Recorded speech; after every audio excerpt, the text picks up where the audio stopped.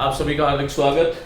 संधि प्रकरण की ये अंतिम कक्षा है मित्रों, और उसके बाद में ये जो आने वाला सप्ताह है उसमें हम संस्कृत की कक्षाओं की बात करेंगे। संस्कृत में किसी नए प्रकरण की बात करेंगे। हिंदी का जो संधि प्रकरण चल रहा था उसमें जो 3 प्रकार की जो संधियां, स्वर, व्यंजन और विसर्ग, उन तीनों संधियों के बारे में हमने बात करी। बहुत सारे नियम थे, बहुत सारे सिद्धांत थे, उसके अनुसार कोई हजारों शब्दों का निर्माण हुआ। अब देखिएगा, आज हम संधि प्रकरण के कुछ महत्वपूर्ण अपवाद की बात करते हैं। पहले तो हमें यह समझना है कि यह अपवाद होता क्या है। तो मित्रों, वाद का अर्थ तो होता है सिद्धांत। वाद जो है उसका अर्थ होता है सिद्धांत। जैसे मैंने कहा उपयोगितावाद, तो जो उपयोगिता का जो सिद्धांत है वह वाद है।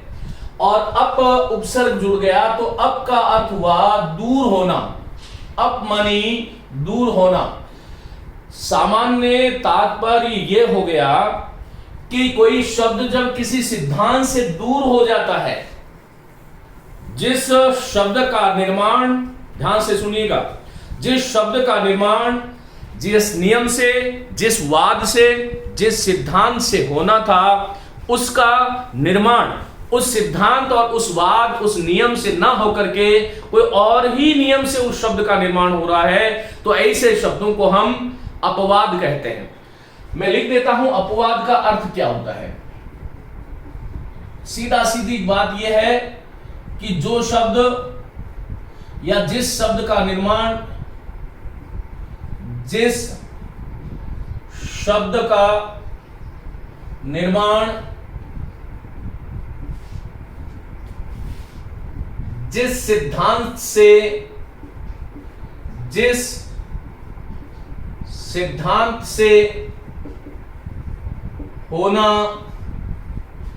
अपेक्षित था, माने होना जरूरी था, वह शब्द उस सिद्धांत के अनुसार, निर्मित न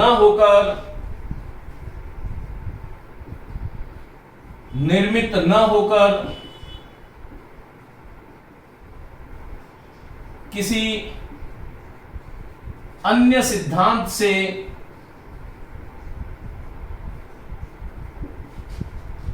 निर्मित होता हो,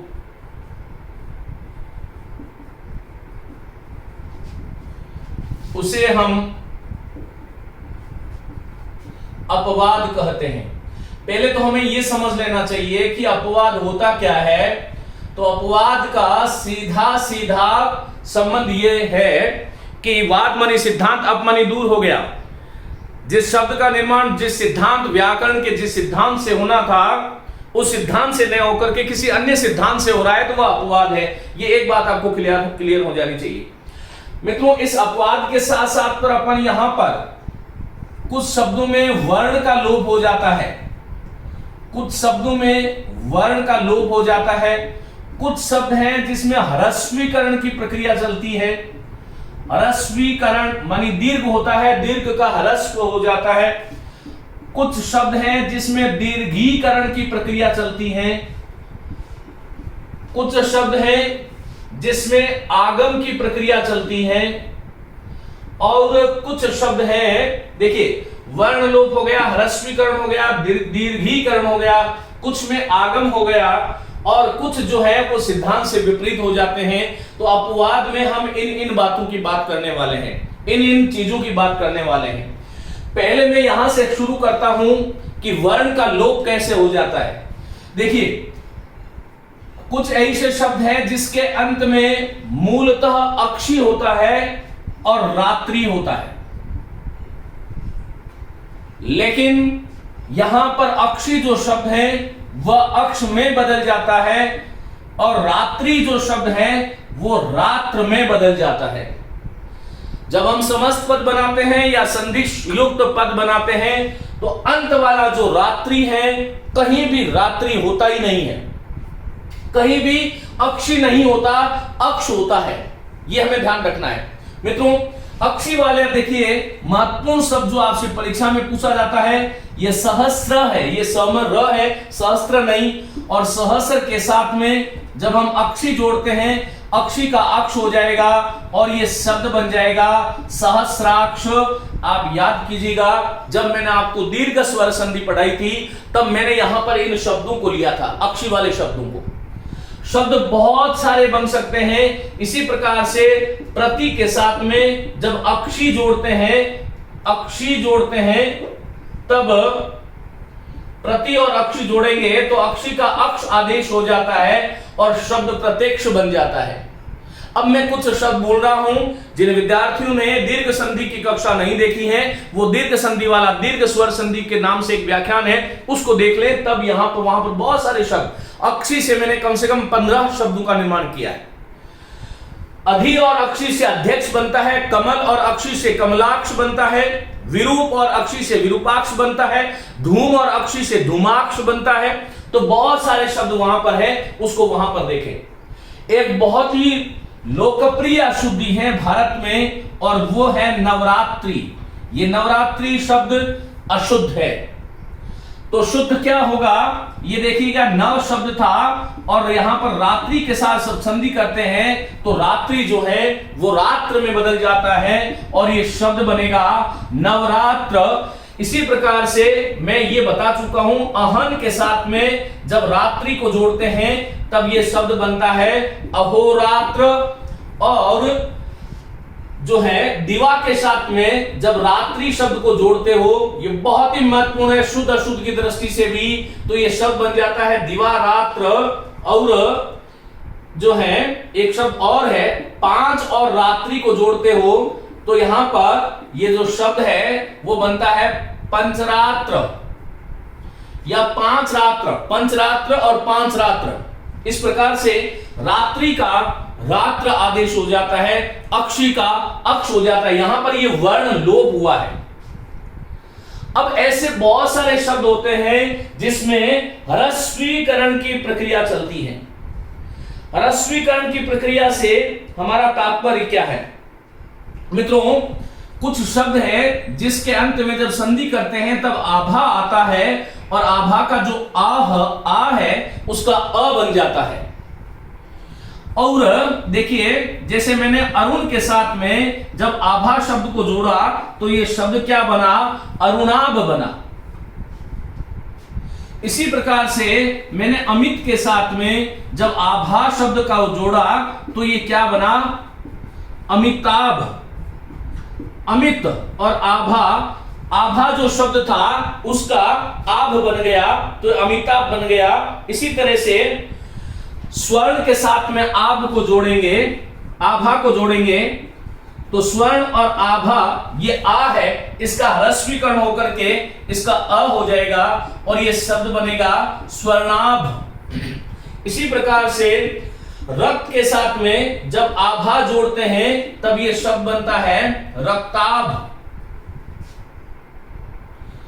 अजित के साथ में आभा जोड़ते हो, अजित के साथ में जब आभा जोड़ते हो तब ये शब्द बनता है अजिताभ। और मित्रों निस उपसर्ग है, निस के साथ में जब प्रभा जोड़ देते हैं तब ये शब्द बनता है निष्प्रभ। और जडित शब्द है, जडित, और जडित के साथ में जब जिह्वा शब्द को जोड़ते हो, ये जिह्वा शब्द को जोड़ते हो तो ये शब्द बनेगा जडित, त का ज से योग हुआ जडित जिह्वा। जडित जिह्वा, ये जो आ था उसका अ बन गया और ये शब्द जडित जिह्वा बन गया। इस प्रकार से हमें इन शब्दों के विषय में थोड़ा ध्यान रखना चाहिए। यहां पर यह ह्रस्वीकरण हुआ। अब मित्रों ऐसे कौन कौन से शब्द है जिसमें दीर्घीकरण हो जाता है या उसमें आगम हो जाता है, माने ह्रस्व, यहां पर दीर्घ था, दीर्घ का ह्रस्व हो गया। अब ऐसे कौन कौन से शब्द है जिसमें ह्रस्व का दीर्घ आदेश हो जाता है, इसका स्क्रीनशॉट ले ले, ये बहुत ही महत्वपूर्ण शब्द है। अब देखिए जैसे कुछ हिंदी की संधियां हैं, जिनके बारे में अपन बात करेंगे।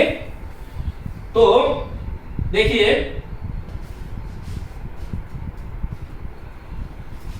ये देखिए बहुत ही महत्वपूर्ण शब्द है विश्व धनमित्र। यहां पर आ का आगम मान सकते हैं, या जो विश्व में जो अ है ऋषिवाचक आ हो जाता है, तो ये शब्द जो है ये विश्वामित्र बन जाता है। परीक्षक आप लोगों से संधि विच्छेद में एक तो विश्व और मित्र देगा और एक विश्व और अमित्र देगा। तो यहां पर आपको ध्यान रखना है कि जो विश्व के, संपूर्ण विश्व के जो मित्र थे उन्हीं का नाम विश्वामित्र है। संस्कृत व्याकरण में इसका तथ्य यह है, क्योंकि यह संस्कृत का शब्द है, ऋषिवाचकत्वात् दीर्घम भवति। ऋषिवाचक शब्द होने के कारण दीर्घ हो गया। लेकिन हिंदी में इसी आदर्श पर कुछ शब्द बने जिसके अपन बात करते हैं। बहुत ही महत्वपूर्ण शब्द है, बहुत बार बार पूछा जाता है। मूसल और धार को जोड़ोगे तो ये विशेषणवाचक शब्द बनता है मूसलाधार। ये मूसल जो था उसका दीर्घीकरण हो गया, या आगम मान सकते हैं, शब्द बन गया मूसलाधार। यहां पर मूसल और आधार, ये नेट में उसमें रीट में पूछा गया था। मूसल और आधार मत कीजिएगा, मूसल की धार होती है। मूसल जो है प्रगाढ़ होता है, और उसी की भांति जब वृष्टि होती है तो उसको हम कहते हैं मूसलाधार वृष्टि। इसी प्रकार से मूसलधार शब्द हुआ। और इसी प्रकार से देखिएगा, एक शब्द है सत्य और नाश। यहां पर सत्य और नाश को जोड़ोगे तो यह शब्द बनता है सत्यानाश। यहां पर अनाश नहीं करना है, यहां पर यह य जो था इसका क्या हो गया, या हो गया, अर्थात दीर्घीकरण हो गया और शब्द बन गया सत्यानाश। इसी प्रकार से भारत का एक राज्य है जो उत्तर के खंड में स्थित है, और उसका जब हम बनाएंगे तब ये शब्द जो है ये क्या बना, बोलो, उत्तराखंड। इस प्रकार से इस शब्द का निर्माण हुआ। तो ये कुछ शब्द थे मित्रों जिसमें हमें ये ध्यान रखना है कि बड़ा हो जाता है। इसी प्रकार से एक धम और धम है। धम और धम को जब जोड़ देते हो तब ये शब्द क्या बनता है, धमाधम बनता है। यहां पर ये पहले वाला जो धम था इसका धमा बन गया, मानी म में जो अहरस्व था उसका दीर्घ बन गया और शब्द बन गया धमाधम। धम के बाद धम की आवाज यहां पर जो है ये अपूर्ण पुनरुक्ति हो रही है यहां पर, और अव्ययभाव समास के उदाहरण है।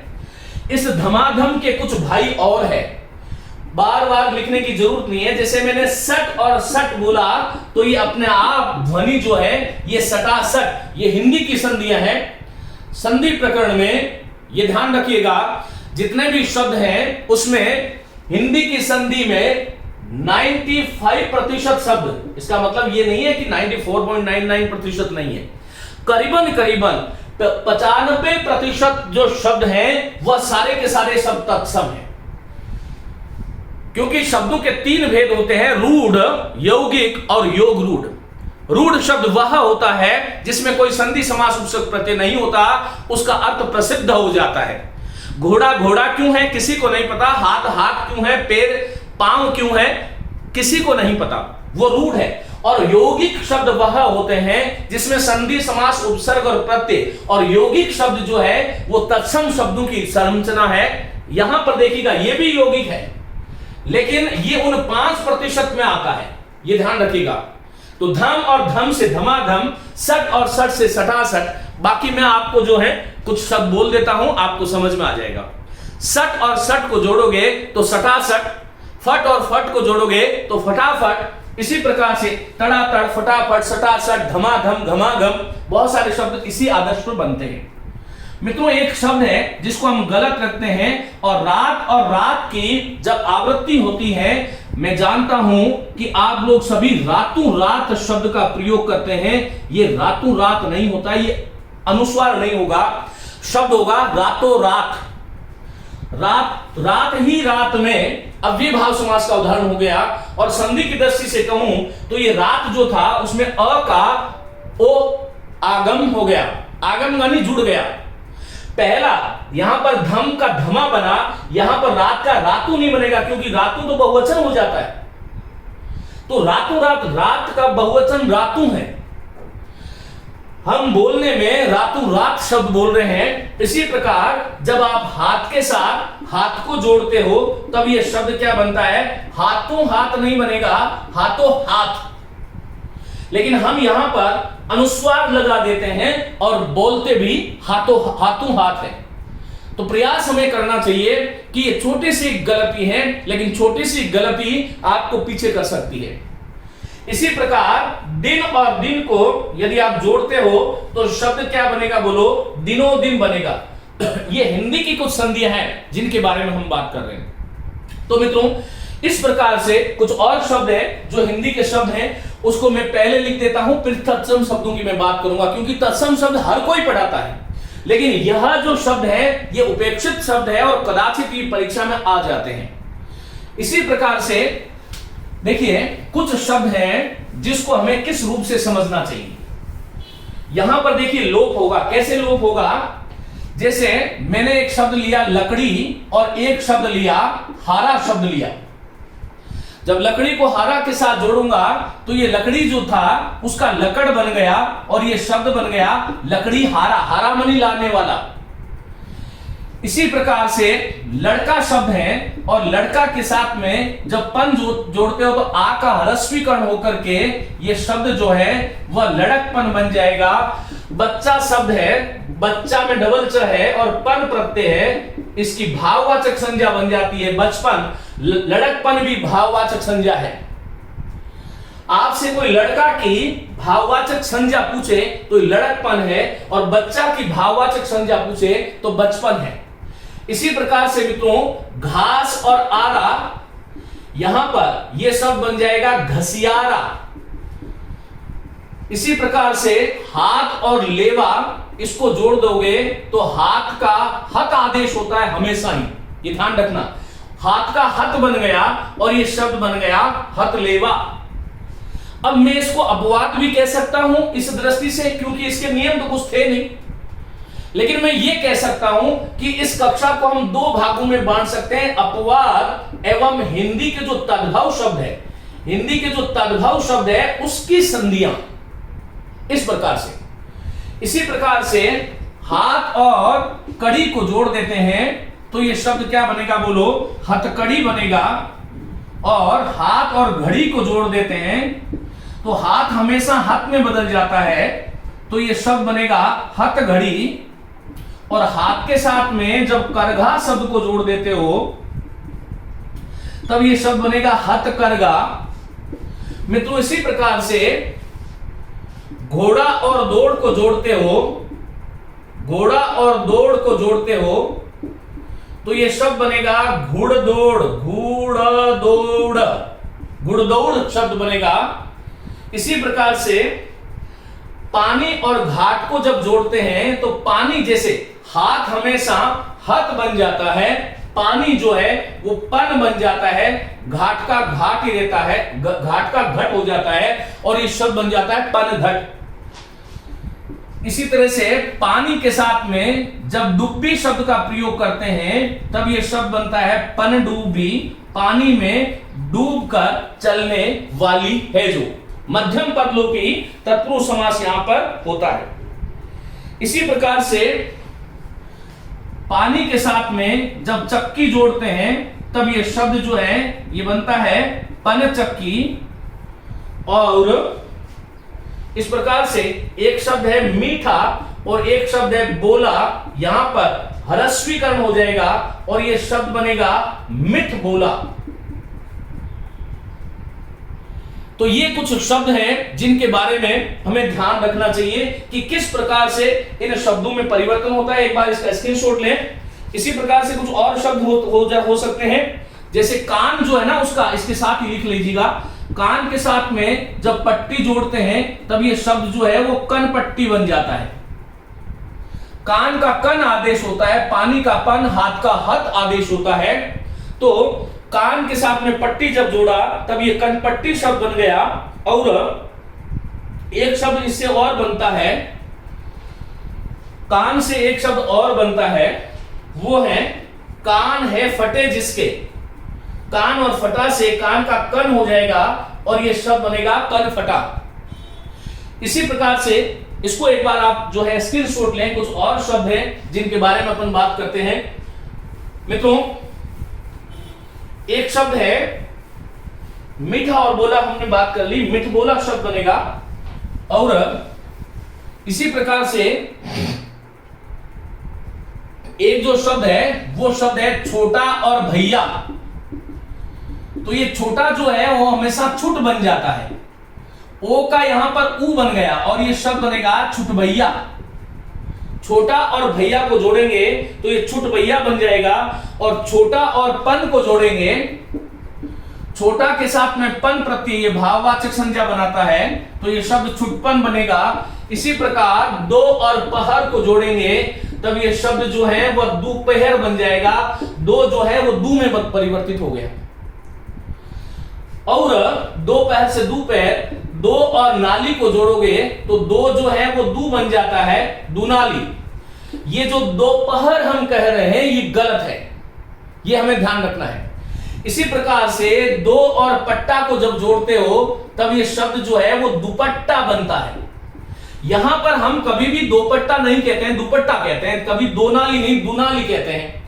जैसे दो और रंग को जोड़ोगे तो दुरंगा बनता है, दो और चाल को जोड़ोगे तो दुचाल बनता है। तो इस प्रकार के शब्द दो जो है वो दू बन जाता है और छो जो ओ जो है यहां पर ये छू बन जाता है। इस प्रकार इन शब्दों का निर्माण होता है मित्रों। इसी प्रकार नाक और कटा से जोड़ेंगे तो एक जो क है वो चला जाएगा और ये शब्द बनेगा नकटा। नाक और सिर को जोड़ोगे तो वो शब्द बनेगा नकसीर। इस प्रकार से ये शब्द बनेगा। और काट और उल्लू को जोड़ते हो तो काठ और उल्लू को जोड़ते हो तो ये काठ जो है ये कठ बन जाता है और ये शब्द बनेगा कठल्लू।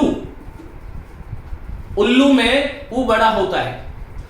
इसी प्रकार से काठ में पुतली शब्द को जोड़ोगे, पुतली शब्द को जोड़ोगे, काठ में कठ बन गया, काठ कठ हो गया और ये शब्द बन गया कठपुतली।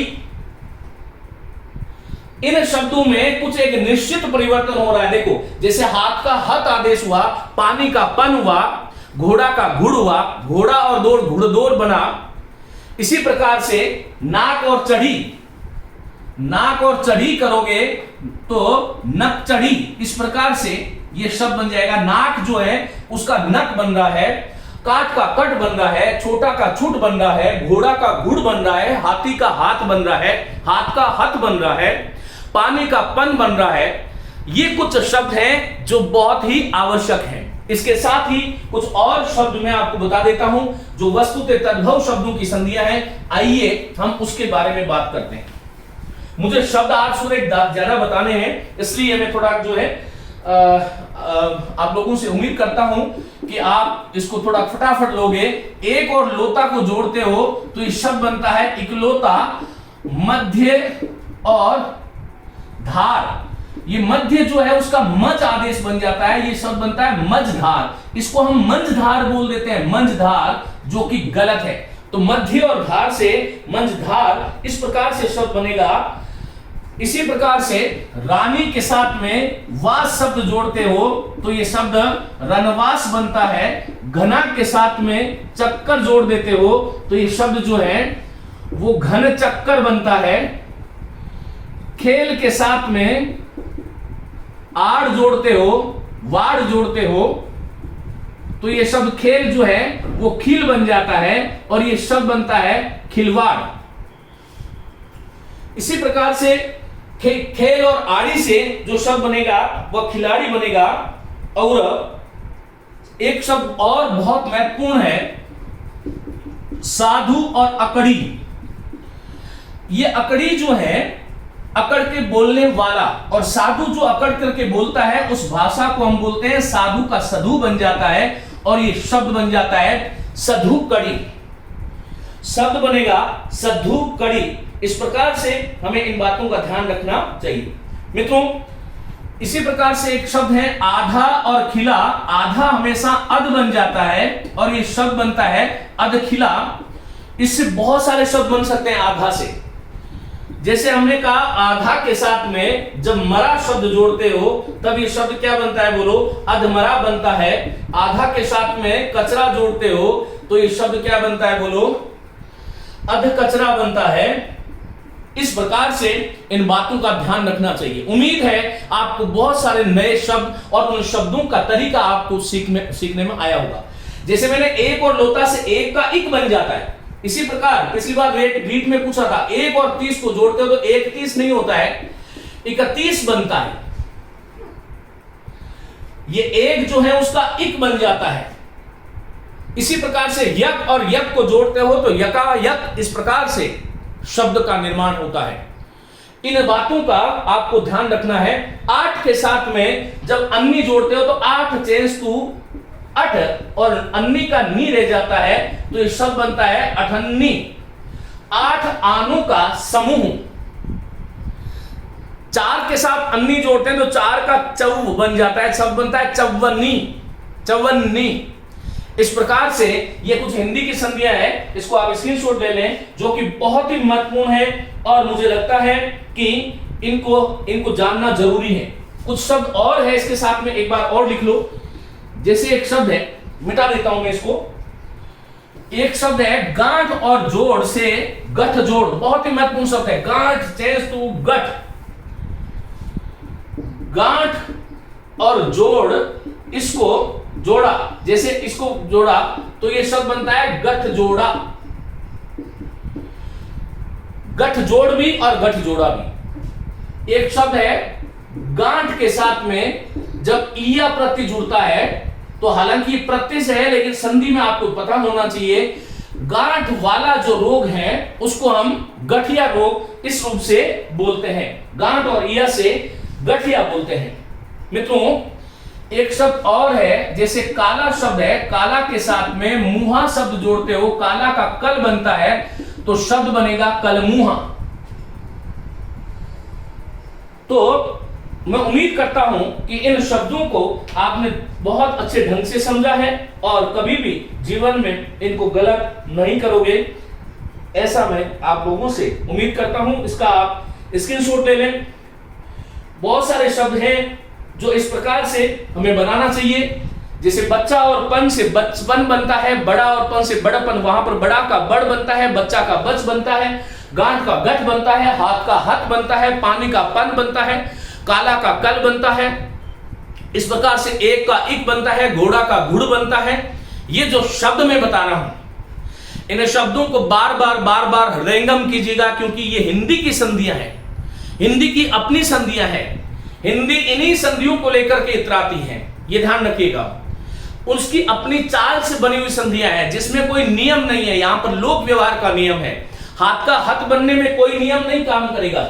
इसी प्रकार से कुछ और शब्द मैं आपको सिखाने के लिए बता देता हूं। जैसे जिस के साथ में हित ही जोड़ते हो तो ही का ई रहता है, शब्द बनता है जिसी। अब किस के साथ में ही जोड़ देते हो तो क्या बनेगा, किसी बनेगा। और जब के साथ में ये महाप्राणीकरण कहते हैं इसको, ये जब ही बन जाता है। अब आपको समझ में आ गया होगा कि तब के साथ में ही जोड़ते हैं तो तभी बनता है। इन बातों को आपको बार बार देखना होगा। जैसे ही जोड़ देंगे तो किन्हीं बन जाएगा। तो यहां पर यह ध्यान रखिएगा, जभी है तभी है। अब के साथ में ही जोड़ते हो तो अभी बन जाता है। अब और ही जोड़ दोगे तो ये शब्द अभी बनता है। ये जभी, कभी, तभी, किसी, जिसी, ये जितने भी शब्द हैं इनका निर्माण, जो ये सर्वनाम शब्द हैं, इन सर्वनाम शब्दों का निर्माण हिंदी की महाप्राणीकरण प्रक्रिया से होता है। यहां पर एक आशय मेरा समाप्त होता है। अब मैं चलता हूं आगे की कक्षा में। और यहां पर देखिएगा, जैसे दीर्घ संधि है। अब दीर्घ संधि में हमने ये आपको बताया था कि अ के बाद में जब अ आता है तो आ बन जाता है। ये नियम था।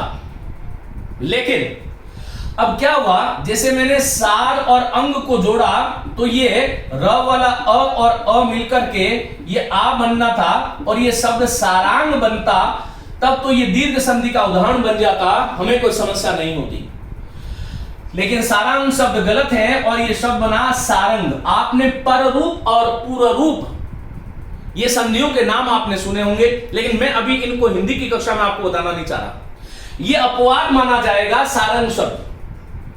सारंग शब्द के बहुत सारे अर्थ हैं, 108 अर्थ है सारंग शब्द के। एक बार श्लोक है, सारंग ले सारंग चली, सारंग स्त्री, सारंग जो है घड़ा, सारंग ले घड़ा लेकर के या दीपक लेकर के सारंग चली स्त्री चली, कर सारंग की ओर, अपने साड़ी का जो पल्लू था उसकी ओट में छिपा करके एक स्त्री जो है वह सारंग ले सारंग चली, मानी दीपक लेकर के सारंग मानी स्त्री चली, कर सारंग की ओट, अपने साड़ी के पल्लू की ओट करके वह जा रही थी। सारंग का झोंका लगा, सारंग मानी हवा का झोंका लगा और सारंग कर गई चोट, मानी जो दीपक जो था वो बुझ गया। तो सारंग के बहुत सारे अर्थ होते हैं। इसी प्रकार से एक शब्द है कुल और अटा, यह शब्द कुलाटा बनना चाहिए था, लेकिन यह शब्द कुलटा बनता है, मानी ल वाला अ और आ हो जाना चाहिए था, ऐसा नहीं हुआ। सिद्धांत के विपरीत काम हुआ, इसलिए यह अपवाद हो गया, कुलटा। इसी प्रकार से एक शब्द है सीम और अंत, जो सुहागिन स्त्रियां अपनी मांग भरती हैं उसको हम सीमंत बोलते हैं। मित्रों, ये सीमंत शब्द एक बनता है, इसी से एक शब्द सीमांत भी बनता है, सीमा का अंतिम भाग। एक इसका और भी अर्थ है सीमांत गांधी, उस सीमा के अंत में जो हुआ वह सीमांत है। तो ये ध्यान रखो, जब सीमांत बनता है तब ये अपवाद है, और जब सीमांत बनेगा तब अपवाद नहीं है, क्योंकि म वाला अ मिलकर के ये आ बन गया, इसलिए सीमांत हो गया। एक और शब्द है अप के साथ में जब अंग जोड़ते हैं तब ये शब्द जो है अपांग बनना चाहिए था, और अपांग बनता भी है, लेकिन इसका दूसरा शब्द बनता है अपंग। ये अपंग का अर्थ हम जानते हैं किसी अंग विशेष से रहित, और ये अपांग जो है ये आंख की जो पुतली होती है उसका नाम अपांग है। जो ये कॉर्निया जिसको हम बोलते हैं वह अपांग है। तो अपांग और अपंग शब्द बना। इसी प्रकार से शक देश का अंधु जो है वो कूप को कहते हैं, तो यहां पर ये जो शब्द है वो शकंधु बनता है। अंधु बैर को भी कहते हैं। कर्क देश का अंधु मानी कूप भी हो सकता है, बेर भी हो सकता है, तो ये शब्द बनेगा करकंधु। तो शकंधु है और करकंधु है, कुलटा है, सीमंत है, सारंग है, अपंग है। ये कुछ शब्द हैं जो इस नियम की परिधि से बाहर हैं, और इस प्रकार से शब्दों का निर्माण होगा। इसी प्रकार से मार्त और अंड को जोड़ते हैं तब ये शब्द मार्तांड बनना चाहिए था, लेकिन ये शब्द मार्तंड बना, सूर्य का पर्यायवाची है। ये शब्द दीर्घ संधि के नियम से संपन्न होने थे, बनने थे, ऐसा नहीं हुआ। मैं आपको फिर बता देता हूं, सारंग है, कुलटा है, सीमंत है, अपंग है, मार्तंड है। कई लोग इसको मृत और अंड से भी बनाते हैं। मरा हुआ है जो अंडा, और मृत में जब अ जोड़ते हैं तब मार्त बनता है। तो ये मार्तंड जो है वो इस दोनों प्रकार से बन सकते हैं, लेकिन इसको आपको जो है तरजीह देना है। जैसे एक शब्द बताता हूं, एक शब्द है दुख और रित, दुख से रहित शब्द बनता है दुखार्थ, और एक शब्द है दुख और आर्थ, आर्थ मानी पीड़ित, और ये शब्द बनेगा दुखार्थ। देखो ये शब्द दोनों प्रकार से बन रहा है, दुख और रित, दुख से रहित, दुखार्थ मानी दुख से रहित। ये ऊपर वाला जो दुखार्थ है, ये विसर्ग लगाया मैंने दुख के आगे, इसका अर्थ होता है दुख से रित मानी रहित, और दुख और आर्थ, आर्थ मानी पीड़ित, भयार्थ, कष्टार्थ। इस प्रकार से शब्द बनते हैं। तो आर्थ मानी पीड़ित और रित मानी बिना, रहित। इसी प्रकार से यदि आप सुख के साथ में रित जोड़ते हो तो ये शब्द जो है ये सुखार्थ बनता है। ये जो संरचना है ये गुण संधि के अनुसार ये सुखार्थ बनना चाहिए था। ये गुण संधि के अनुसार दुखार्थ बनना चाहिए था, लेकिन बना क्या? दुखार्थ और सुखार्थ बना। इसका मतलब गुण संधि से होने वाला काम गुण संधि से नहीं हुआ, इसलिए ये वृद्धि संधि के उदाहरण हो गए, ये ध्यान रखना। और जब ये वाला शब्द ले दूंगा तो यहां पर कोई अपवाद नहीं है, ये दुख और आर्थ है, सीधा सीधा है, और इसमें दीर्घ संधि हो गई। इसी प्रकार कुछ लोग सुख से भी पीड़ित होते हैं, ज्यादा सुख भी काम का नहीं है, तो यहां पर ये जो शब्द बनेगा ये सुखार्थ बनेगा। इसका स्क्रीनशॉट ले लें। ये इतना ही शब्द है जिसके बारे में हमें जानना चाहिए। अब कुछ और महत्वपूर्ण शब्दों की मैं बात करने जा रहा हूं, जिस पर मुझे लगता है आप लोग उन शब्दों को जानते हैं। वो कारण ये है कि सभी लोग जब अपवाद का नाम लेते हैं तो वही 5 शब्दों की बात किया करते हैं, हमें उनसे थोड़ा आगे चलना चाहिए था। वो कौन कौन से शब्द है मित्रों? देखिए, एक शब्द है प्रोह, एक शब्द है प्रौढ़, एक शब्द है प्रौढ़ी, एक शब्द है प्रौढ़ता, एक शब्द है अक्षोहिणी, एक शब्द है स्वैर, एक शब्द है स्वैरी, और एक शब्द है स्वैरिणी। इतने शब्द सीख लीजिएगा। ये सारे के सारे शब्द जो मैंने अभी लिखे हैं, इन सब का नियम गुण संधि के अनुसार ये गुण संधि के शब्द बनने थे। ये सारे के सारे प्रोह से लेकर के स्वैरिणी तक जो शब्द हैं, ये सारे के सारे शब्द याद रखें गुण संधि के अपवाद हैं और वृद्धि संधि के उदाहरण हैं। हां, आपने ठीक सुना है, गुण संधि के उदाहरण है, अपवाद है, और वृद्धि संधि के उदाहरण है। ये ध्यान रखिएगा। इनकी सभी की संरचना ऐसे है, प्र और ऊह। इसका संधि विच्छेद होता है प्र और ऊढ़। एक तो ऊढ़ में ढ के नीचे हम ये बिंदु लगा देते हैं, ये गलत है। संस्कृत के किसी भी तत्सम शब्द में ड़ और ढ के नीचे बिंदु न लगाएं और नहीं लगाने दें किसी को। प्र और ऊढ़, इसी प्रकार से प्र और ऊढ़ी, प्र और ऊढ़ी, इसी प्रकार से प्र और ऊढ़ता,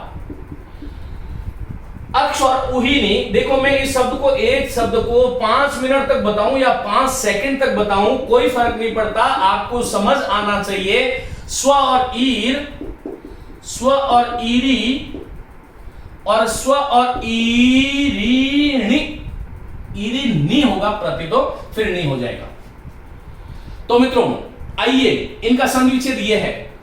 सभी में प्र प्र प्र, यहां तक प्र दिख रहा है आपको, और प्र में अ है, आगे उ दिख रहा है, और अ आ के बाद में उ या उ आता है तो ओ बनता है, जो कि गुण संधि का उदाहरण होता है। इस शब्द से प्र में आया हुआ अ और उ मिलकर के ओ बना करके हमें शब्द बनाना था प्रोह, प्रोह बनाना था। ये गलत है। इससे हमें क्या बनाना था? प्रौढ़ बनाना था। ये प्रौढ़ गलत है। इससे हमें प्रौढ़ी बनाना था, ये भी गलत है। इससे हमें प्रौढ़ता बनाना था, ये गलत है। इससे हमें अक्षोहिणी बनाना था, ये भी गलत है। इससे हमें स्वेर बनाना था, ये गलत है। इससे हमें स्वैरी बनाना था, ये भी गलत है, स्वेरी बनाना था। इससे हमें स्वेरिणी बनाना था, ये सब गलत है। यदि ये ऐसे बनते और ऐसे स्वीकृत होते तो गुण संधि के ही उदाहरण माने जाते और गुण संधि के ही उदाहरण माने जाते। लेकिन ये प्रोह नहीं बन करके ये शब्द बनता है प्रोह। संस्कृत में इसके लिए सूत्र है प्रादुह उडूडी एशे सुसश्च, ये सूत्र है। लेकिन हिंदी में बहुत सारी चीजों को सरल ढंग से समझाने के लिए हम उसको अपवाद कह देते हैं। ये जितने भी मैंने शब्द यहां पर लिखे हैं, इन सभी शब्दों का कुछ निश्चित नियम होता है, सूत्र होता है या वार्तिक होता है, उससे इनकी सिद्धि होती है बाकायदा। तो संस्कृत में ये अपवाद नहीं कह सकते क्योंकि सूत्रों से काम हो रहा है। लेकिन हिंदी में जहां पर हमें समझ में नहीं आता उसको हम अपवाद कह देते हैं। और अभी हिंदी की कक्षा है तो हिंदी की बात करेंगे। ये प्रोह जो शब्द है इसका अर्थ होता है प्रकृष्ट तर्क, क्योंकि ऊह का अर्थ होता है तर्क और ऊढ़ का अर्थ वहन करना होता है। संस्कृत की दृष्टि से देखो तो घबराना मत, यहां पर वह धातु थी और कतः प्रत्यय था, वह से कतः जुड़ता है, तो वह का जो है ह का ढ बन जाएगा, वह का उ हो जाएगा, होड़ सूत्र से ह का ढ बन जाएगा, वह का उ बन जाएगा, कतः का उ आ जाएगा, वो ऊढ़, इस प्रकार से शब्द बनता है। खैर वो अलग बात होगी, लेकिन ये प्रौढ़ नहीं बन करके ये शब्द बना प्रौढ़। ये प्रौढ़ जो शब्द है इसका मतलब ये विशेषण हुआ प्रौढ़ शब्द। यह व्यक्ति प्रौढ़ है, उसकी बुद्धि प्रौढ़ है, तो ये विशेषणवाचक शब्द हुआ प्रौढ़ शब्द। ये प्रौढ़ी शब्द क्या है? ये भाववाचक शब्द है एक तरह से, क्योंकि इसमें वह धातु के साथ उधर कितिन प्रत्यय स्त्रीवाचक शब्द हो जाएगा प्रौढ़ी, और ये शब्द बनेगा प्रौढ़ी। मित्रों यहां पर ये प्रौढ़ी नहीं बन करके प्रौढ़ी बना है, ये प्रौढ़ता नहीं बन करके प्र और उड़ता से जो शब्द बनेगा वो प्रौढ़ता, ता प्रत्यय भाव को दर्शाता है, इसलिए हिंदी में या संस्कृत में हमें इसे भाववाचक मानना चाहिए। अक्षोहिणी, इसकी बात करनी चाहिए। पहली चीज, अक्ष और उहीनी संधि विच्छेद करें, न ही संधि विच्छेद होगा, न नहीं। और ये आया हुआ है, आए हुए तो सारे ही हैं, क्योंकि परीक्षकों के पास हिंदी में जब बहुत कठिनता की बात करते हैं ना, तब यही शब्द देते हैं। रट लो मेरे साथ, प्रौढ़, प्रौढ़ी, प्रौढ़ता, अक्षोहिणी, स्वैर, स्वैरी, स्वैरिणी, इनका संधि विच्छेद ये होगा। ये बीच में जो मैंने लिखे जहां पर क्रॉस लगाए ये नहीं होता है, नीचे वापस वही शब्द लिख रहा हूं, आप चाहें तो उसको ऐसे ही देख सकते हैं। अक्ष और उहीनी को जोड़ोगे तो अक्षौहिणी बनेगा। यहां पर ये नी होगा संधि विच्छेद में, इस अक्ष में जो क्ष में जो ये क्षत्रिय वाले क्ष में जो श आया था, इस श के प्रभाव के कारण ये न जो था उसका ण बन गया और ये शब्द बना अक्षौहिणी। अक्षौहिणी शब्द का अर्थ क्या होता है? कौरव और पांडव के युद्ध में जो चतुरंगिनी, 4 अंगों वाली जो सेना हुआ करती थी, उस चतुरंगिनी सेना के लिए शब्द का प्रयोग था अक्षौहिणी। अक्षौहिणी सेना में 21,870 तो हाथी होते थे, अब 21,870 ही जो है रथ होते थे, और 65,610 जो है वो अश्व होते थे, और 1,09,630, यहां पर कुछ संख्या में 950 होना चाहिए, 950 जो है वो पैदल यात्री हुआ करते थे। ये इस प्रकार के इतना बड़ा परिमाप था अक्षौहिणी सेना का। इतने जब चीजें होती थी तब हम उसको अक्षौहिणी इस शब्द से कहते थे। 21,870 हाथी होते हैं, 21,870 जिसमें रथ, 65,610 जिस सेना में अश्व, और 1,09,000 और 350। इसका सही परिमाप है 1,09,350 पैदल सैनिक जिसमें होते थे। उतनी बड़ी सेना को हम जो है अक्षौहिणी कहते थे। ये मित्रों आगे शब्द है स्वैर, स्व और ईर। स्वैर का अर्थ होता है स्वतंत्र, ये भाववाचक संज्ञा है।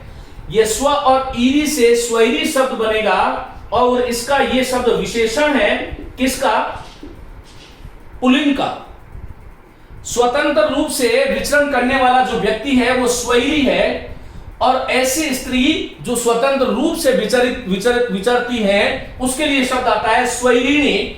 स्वैरिणी कदाचित नदी का पर्याय भी है, क्योंकि नदी अपने तटबंध या अपना जो राह, अपना जो मार्ग जो है, अपना जो रास्ता जो है वो स्वयं बनाती है। वो स्वतंत्र विचरण करने वाली, स्वतंत्र विचरती है, इसलिए नदी स्वैरिणी है। तो मित्रों ये कुछ शब्द थे, इन शब्दों के बारे में मैंने आपसे बात करी, जहां पर ये बहुत ही आवश्यक थे। मुझे लगा कि ये बहुत जरूरी शब्द हैं जिनके बारे में हमने बात कर ली। अब देखिएगा एक शब्द और लिख लो आज की कक्षा का, वो शब्द है पतत और अंजलि। पतत के साथ में जब अंजलि शब्द जोड़ते हैं तब ये शब्द जो है वो बनता है पतंजलि। पतंजलि में पहली बात तो ली जो है वो ह्रस्व लिखें। पतंजलि का दूसरा लेखन इस प्रकार से होता है। कुछ लोग इसको पंतजलि बोलते हैं, कुछ लोग पातंजलि बोल देते हैं, गलत होता है, ये ध्यान रखिएगा। बाकी मैं आपको बता चुका हूं, 3-4 शब्द थे, मैं पूर्व की कक्षाओं में बता चुका हूं। जैसे उद और स्थान को जब जोड़ते हैं तब ये शब्द बनता है उत्थान, उत्थान बनता है, द का त हो जाता है, स का लोप हो जाता है। मनस और ईश को जब जोड़ते हैं तब मनीष बनता है। यहां पर ये शब्द मनीष बना, ये न में अ और स का लोप होकर के इसको संस्कृत में बोलते हैं टी लोप। लेकिन हिंदी वाले टी लोप में खुद ही लोप नहीं हो जाए, इसलिए मैं बता ही रहा हूं। यहां पर जब संस्कृत की कक्षा लेंगे तब बड़ा आराम से हम इसको बताएंगे। मनस और ईश से मनीष बनता है, मनस और ईशा से मनीषा बनता है, और मनस और ईशी से मनीषी शब्द बनता है। आप भी मनीषी बने, आपको बहुत बहुत शुभकामनाएं मेरी ओर से। और मित्रों, मैंने मेरी ओर से संधि प्रकरण में कोई भी शब्द नहीं छोड़ा है जानबूझ करके। हाँ, एक संवर्ग में यदि 50 शब्द बनते हैं तो मैंने समय को बचाने के लिए आप लोगों के साथ उसमें से 5 शब्द मैंने आप लोगों को बताया, क्योंकि बाकी शब्दों का निर्माण उसी प्रकार से होगा। मेरी बहुत बहुत शुभकामनाएं, और आपके लिए ये संधि प्रकरण जो है वो बहुत ही लाभदायक हो, उपयोगी हो। हिंदी में आगे का प्रकरण हम शुरू करेंगे। आप सब लोग मुझे कमेंट करके ये भी बता सकते हैं कि कौन सा टॉपिक है जिसके हमें बात करनी चाहिए। वैसे हिंदी में हमारा वर्ण विचार हुआ, वर्ण विचार के बाद में बहुत महत्वपूर्ण प्रकरण था प्रत्यय प्रकरण, जिसके बारे में हमने बात करी। संधि आज समाप्त हो गई है। आगे हम जो है समास और उपसर्ग, ये 2 तो यहां पर बच्चे हैं जो समास और उपसर्ग हैं। दूसरा मित्रों, एक उसमें जो है संज्ञा, सर्वनाम, विशेषण, लिंग, वचन, कारक, काल, क्रिया, वाच्य, पुरुष, बहुत बड़ा पार्ट है, वह एक अलग पार्ट है। उसको हम एक साथ शुरू करके एक साथ समाप्त करना चाहते हैं, तो आप इनको पढ़िएगा। धन्यवाद।